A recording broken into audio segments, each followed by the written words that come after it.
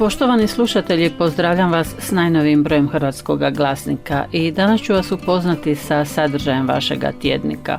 Piramida narodnosnog samoupravljanja gradi se na ustavnim načelima i odredbama Zakona o pravima narodnosti, Zakona o izbornom postupku i niza drugih važnih zakona. Kao što nam je već poznato, izbori za lokalne i narodnosne samouprave u Mađarskoj, mjesne, područne i državnu, bit će 9. lipnja 2024. godine.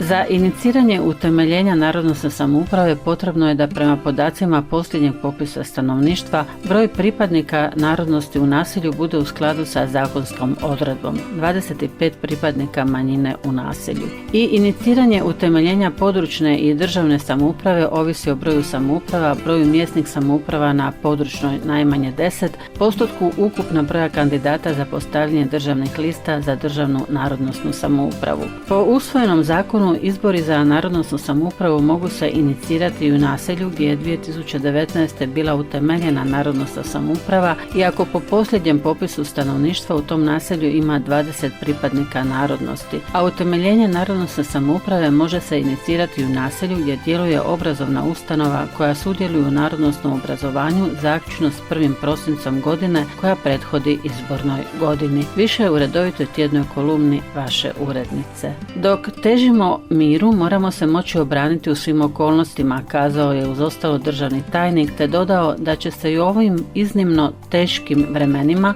više sredstava izdvajati za prioritetna područja. Primjerice za zdravstvo u odnosu na ovu godinu bit će više sredstava za više od 400 milijardi, a za obrazovanje više od 600 milijardi forinti. Ali što će biti sutra? Dokle trebamo čekati na mir? Kako će on biti ne samo želja nego i naša stvarnost? Dokle možemo živjeti, opstati u svijetu rata i mira? Više u tjednom komentaru iz pera Stipana Balatinca. U Budimpešti je obilježena 10. godišnjica ulaska Republike Hrvatske u Europsku uniju. U skladu s odredbama pravilnika o organizaciji i radu Hrvatske državne samouprave, svibnja je u knjižnici Hrvatskog vrtića, osnovne škole i učeničkog doma u Budimpešti održana izvanredna sjednica skupštine. Ona je bila nužna zbog prihvaćanja rebalansa proračuna Hrvatske državne samouprave, ureda i institucija, te prihvaćanja godišnjih financijskih izvješća za 2022. godinu, kao i plana poslovanja za 2023. godinu HDS-ovih poduzeća, neprofitnog poduzeća za kulturnu, informativnu i izdavačku djelatnost Croatica,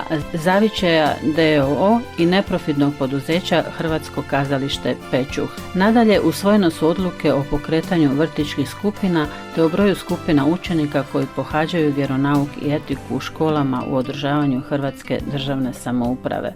Potpisan je sporazum o prijateljskoj suradnji općine Petrijevci i samouprave Santova. Gospodarstvo, turizam, zaštita baštine, spomenici, ulaganje. Obnovljena je Sigetska tvrđava Zrinski. Pišemo o susretu hrvatskih crkvenih zborova u Baji i Antunovu. Bio je to pravi susret prijateljstva i radosti. O HDS-ovoj 15. državnoj kulturnoj turneji, o shodišću Koljnovaca u Međugorje, u jednom danu u Podravini očima suradnice Kulturnog i sportskog centra Josip Gujaš Đuretin. Uoči obilježavanja Dana državnosti Republike Hrvatske u zajedničkoj organizaciji konzulata Republike Hrvatske te mjesnih i hrvatskih samouprava Serdahela i Sumartona, u Serdahelu i Sumartonu svečano su otkrivene dvojezične ploče s nazivima ulica i ustanova koje je pomorskim Hrvatima donirala Međimurska županija uz pomoć počasnog konzula Atile Kosa.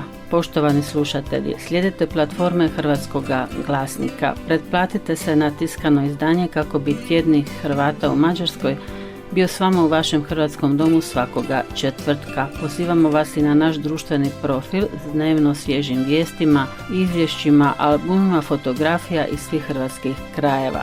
Budimo zajedno u oazi hrvatske pisane riječi u Mađarskoj na stranicama tjednika Hrvata u Mađarskoj Hrvatskoga glasnika.